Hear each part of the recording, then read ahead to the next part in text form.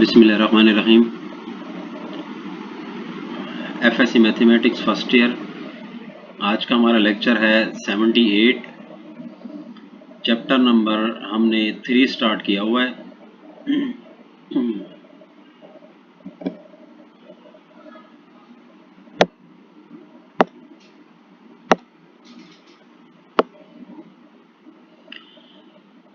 Definition है जी पहली matrix की। रेक्टेंगुलर अरे of numbers enclosed by a pair of brackets form a matrix। अरे का मतलब होता है जी लाइंस। रेक्टेंगुलर शेप में ये रेक्टेंगुलर शेप है क्योंकि ये स्क्वायर है। स्क्वायर भी रेक्टेंगुलर की ही एक फॉर्म होती है। रेक्टेंगुलर अरे ये लाइंस हैं नंबर्स के, enclosed bye a pair of brackets, हमने उनको एक ब्रैकेट्स में क्लोज किया है। फॉर्म ए मैट्रिक्स। अब आपके सामने एक एग्जांपल है, ये मैट्रिक्स बनी हुई है, इसमें एलिमेंट्स हैं 1 2 3 4 5 6 7 8 9। ये जो हॉरिजॉन्टल लाइंस हैं ये 1 2 एंड 3 4 5 6 ये दूसरी लाइन है, 7 8 9 ये तीसरी लाइन है। इनको कहते हैं रोज।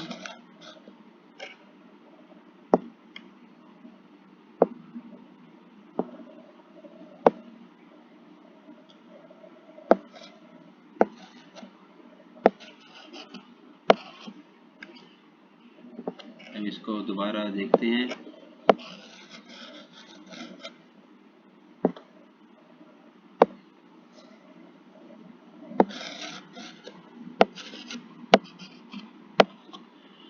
इनको कहते हैं रोज, और रोज को हम डिनोट करते हैं एम से, स्मॉल एम से। और ये जो वर्टिकल लाइंस हैं 1 4 7 2 5 8 3 6 9 ये हैं वर्टिकल लाइंस। इनको हम कहते हैं कॉलम्स।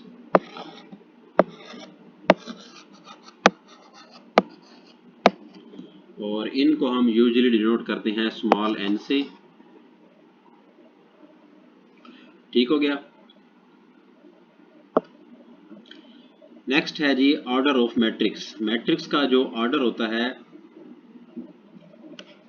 उसका फार्मूला होता है m क्रॉस n।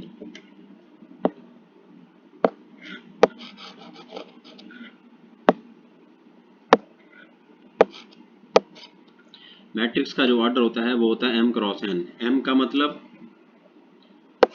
मतलब होता है रोज,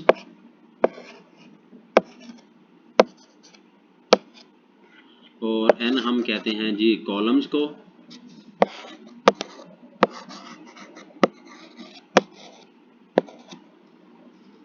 m रोज और n कॉलम को डिनोट करता है, मतलब फर्स्ट रोज के लिए, सेकंड कॉलम के लिए। अब ये हमारे पास फर्स्ट वाली जो मैट्रिक्स है 2 7 4 3 6 7 9 2 7।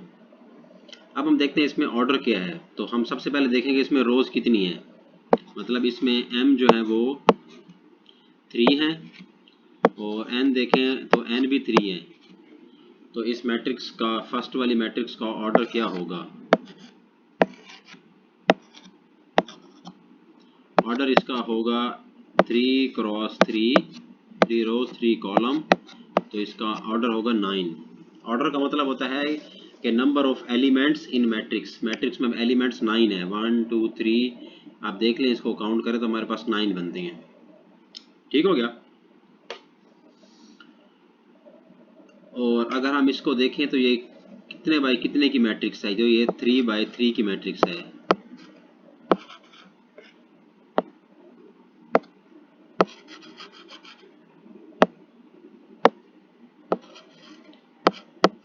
थ्री बाई 3 की मैट्रिक्स है और इसका जो ऑर्डर है वो 9 है। सेकेंड मैट्रिक्स की बात करते हैं 1 2 3 6 5 4। ये हमारे पास इसका ऑर्डर क्या होगा? इसमें m कितने हैं? फर्स्ट एक रो और सेकंड रो, मतलब इसमें m देखें तो इसमें m 2 है। और अगर हम इसमें n देखें तो 1 2 3 n इसमें 3 है, 3 कॉलम्स हैं, तो इस मैट्रिक्स का ऑर्डर कितना होगा? 2 मल्टीप्लाई 3 6 इसका ऑर्डर होगा, क्योंकि इसमें टोटल एलिमेंट्स कितने हैं? 6 हैं। तीसरी मैट्रिक्स की बात करते हैं। अच्छा, इस मैट्रिक्स में अगर हम देखें तो ये कितने बाय कितने की मैट्रिक्स है? ये है जी 2/3 की मैट्रिक्स। इसको देखें तो इसमें पहली एक रो है, दूसरी रो, तीसरी रो, मतलब 3 रोज हैं और 2 कॉलम्स हैं, मतलब इसमें m जो है m3 है, n इसमें 2 है, तो इस मैट्रिक्स का ऑर्डर कितना होगा? 3 क्रॉस 2, इसका ऑर्डर होगा 6। और ये जो मैट्रिक्स है, ये मैट्रिक्स है जी 3/2 की, ये मैट्रिक्स 3/2 की है। ऑर्डर जो होता है वो टोटल नंबर ऑफ एलिमेंट्स होते हैं। टाइप्स ऑफ मैट्रिक्स, मैट्रिक्स के टाइप्स की बात करते हैं। पहले नंबर पे है जी स्क्वायर मैट्रिक्स, मैट्रिक्स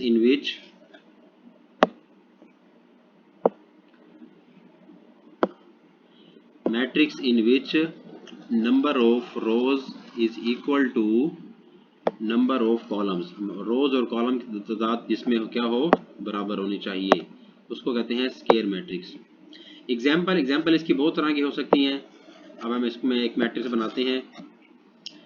फर्ज करें मैट्रिक्स हमारे पास है ये A B C D E F G H और I।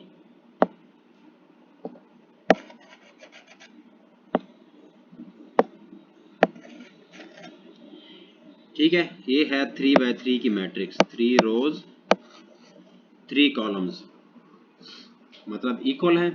रोज और कॉलम अगर बराबर हो तो उसको क्या कहेंगे? Square matrix. इस एग्जांपल और भी बन सकती हैं, 1 2 3 एंड 4, 2/2 की मैट्रिक्स है, जितनी रोज हैं उतने ही कॉलम्स हैं, तो ये क्या होगी? स्क्वायर मैट्रिक्स होगी। नंबर 2 पे है जी रेक्टेंगुलर मैट्रिक्स, जिसमें रोज और कॉलम की तादाद बराबर ना हो।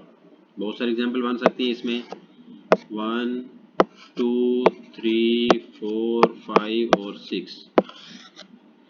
देखें इसमें 3 रोज हैं, 2 कॉलम्स हैं, बराबर नहीं है, तो ये रेक्टेंगुलर मैट्रिक्स है। और भी बहुत सारे एग्जांपल हो सकती हैं इसकी। Row matrix, matrix having only 1 row, ऐसी मैट्रिक्स जिसमें सिर्फ एक रो बनती हो।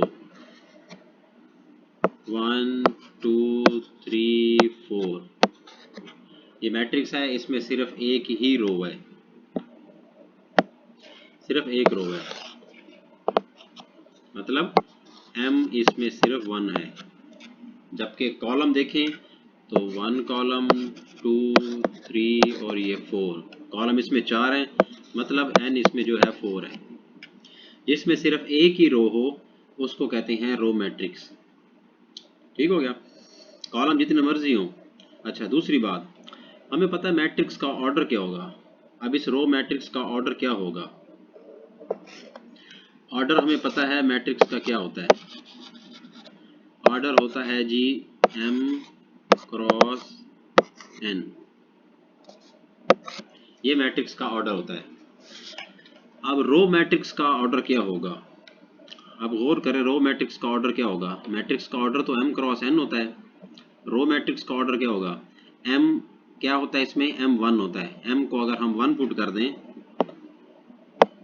देखें रो मैट्रिक्स का जो ऑर्डर होता है वो होता है ये m, इसमें क्या होता है?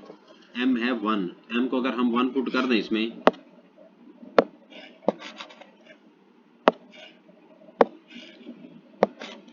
अगर हम m को 1 पुट कर दें तो रो मैट्रिक्स का ऑर्डर कितना होगा? 1 क्रॉस n।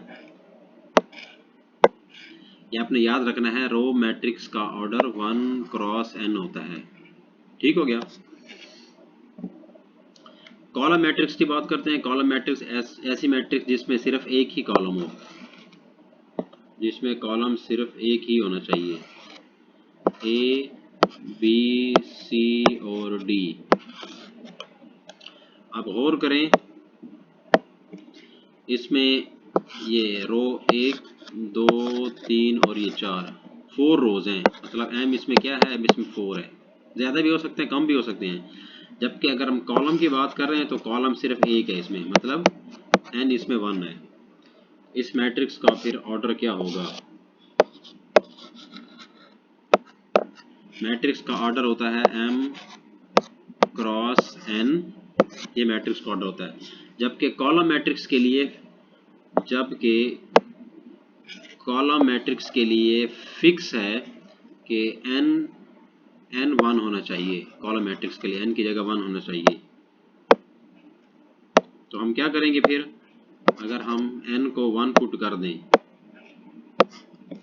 तो ये कॉलम मैट्रिक्स का ऑर्डर होगा। ठीक हो गया, कॉलम मैट्रिक्स का ऑर्डर m क्रॉस 1 होता है।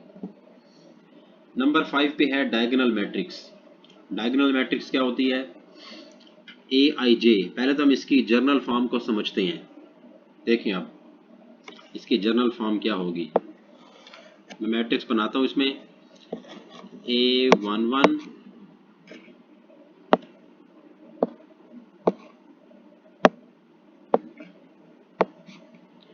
a12 a13 a21 a22 a23 a31 a32 और a33।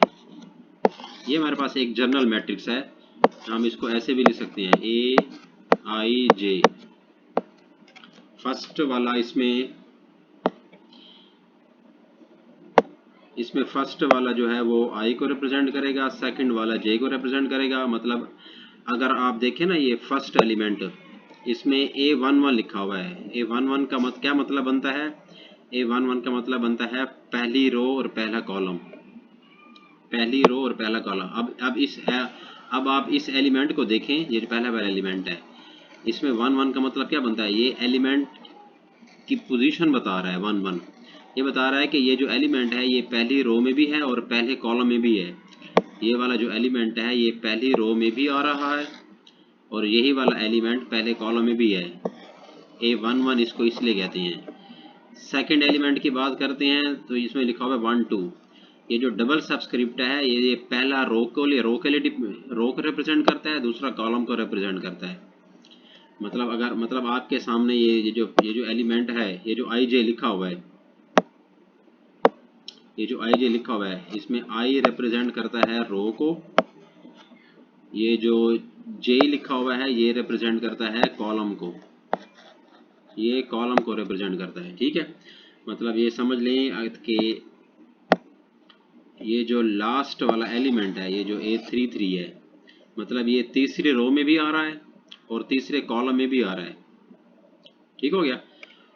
अब ये देखिए a11 a12 a13, आपने ये ध्यान से समझना है। a11 a12 a13। अब ये जो 2 1 है ये दूसरी रो में है और पहले कॉलम में आ रहा है। 2 1 2 2 2 3, लास्ट में है 3 1 3 2 और 3 3। अब समझ लें ये जो a12 लिखा हुआ है इसमें ये जो पहला 1 है ना, ये i को रिप्रेजेंट करता है, ये जो 2 है ये j को रिप्रेजेंट करता है। पहला i दूसरा j को, इधर देखें ये पहला i दूसरा j को रिप्रेजेंट करेगा। अब डेफिनेशन को हम समझते हैं। Let a equal to aij be a square matrix. Square का मतलब रो और कॉलम, इसमें रो और कॉलम बराबर होंगे। ठीक हो गया।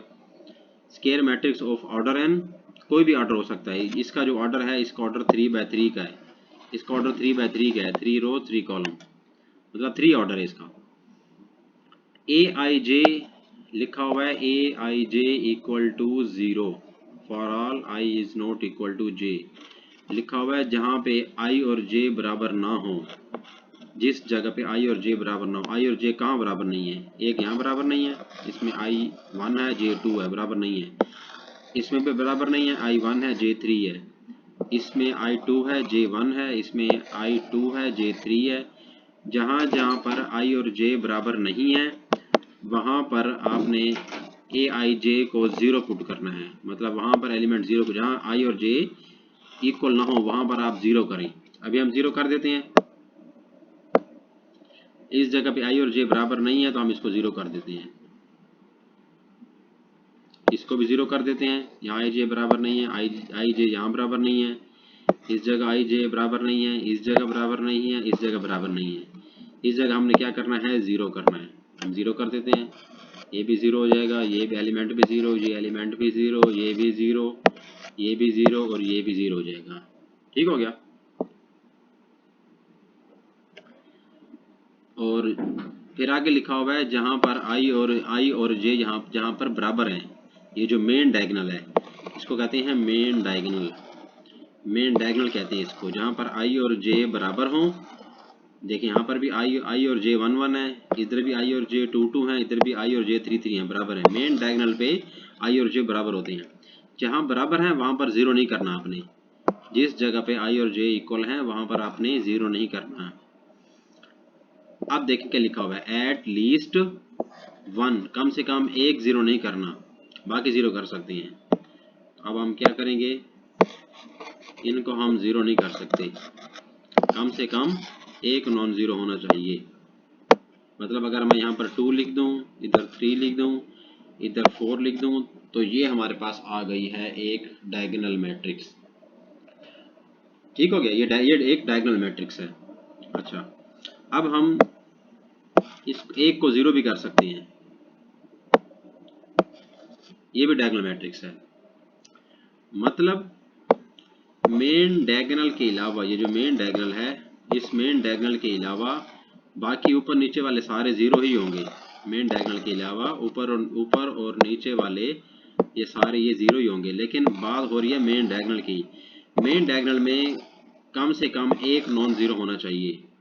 अगर मैं इधर 4 को भी 0 कर दूं, अगर मैं 4 को भी 0 करूं तब ये डायगोनल मैट्रिक्स है। अगर मैं इस जगह पे 10 लिख दूं, ये भी डायगोनल मैट्रिक्स है। इधर 10 लिख दूं, ये भी डायगोनल मैट्रिक्स है। अगर मैं 2 को इरेज करके इसकी जगह भी अगर 10 लिख दूं, ये भी डायगोनल मैट्रिक्स है। मतलब डायगोनल मैट्रिक्स के लिए तीनों एलिमेंट सेम भी हो सकते हैं, तीनों एलिमेंट डिफरेंट भी हो सकते हैं। ठीक हो गया। अब हम इसकी एग्जांपल लिखना शुरू करते हैं 1 बाय 1। इसकी एग्जांपल क्या क्या हो सकती हैं। अब हम इसकी 2-3 एग्जांपल्स लिखते हैं ताकि आपको इसका आइडिया हो जाएगा।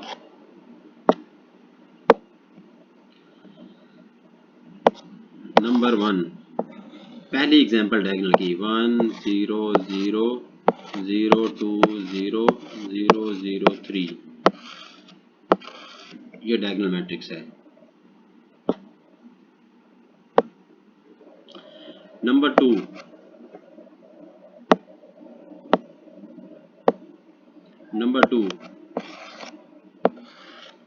1 0 0 0 2 0 0 0 3,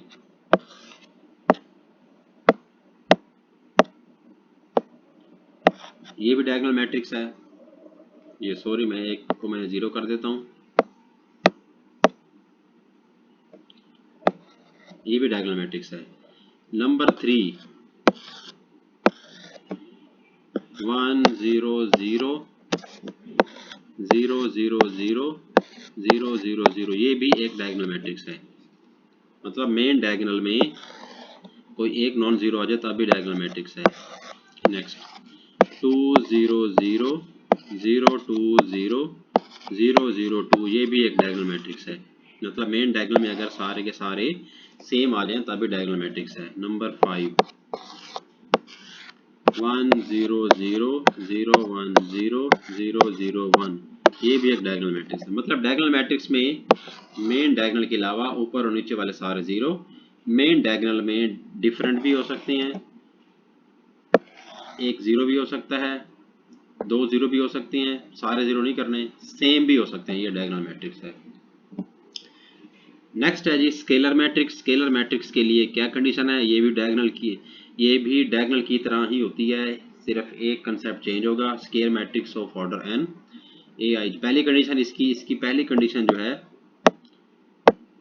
इसकी पहली जो कंडीशन है वो सेम है, A I J 0 for all non I not equal to 0।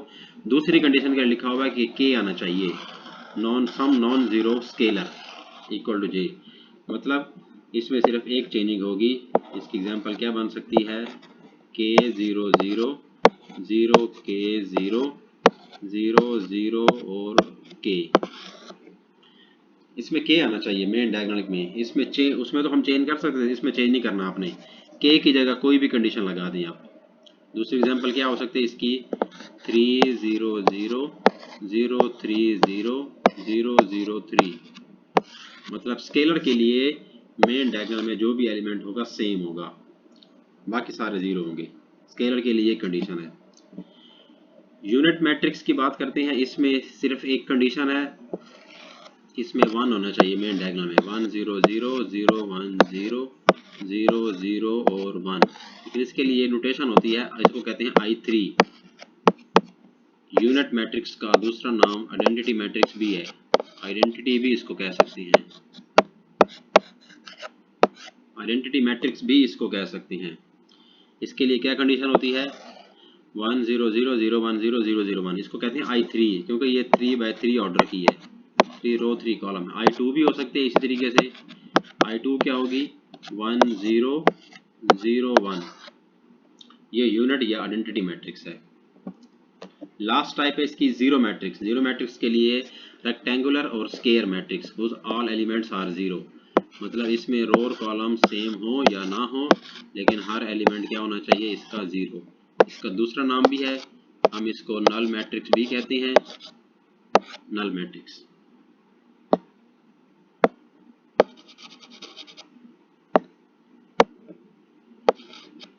हम इसको नल मैट्रिक्स भी कहते हैं, इसमें सारे एलिमेंट जीरो होंगे। ठीक हो गया, 0 0 0 0 0 0 0 0 0। रो और कॉलम सेम हो चाहे ना हो, ऑल एलिमेंट्स के क्या होने चाहिए, जीरो होने चाहिए। ठीक हो गया। नेक्स्ट लेक्चर में हम इंशाल्लाह एक्सरसाइज शुरू करेंगे बहुत जल्द। तब तक के लिए अल्लाह हाफिज़।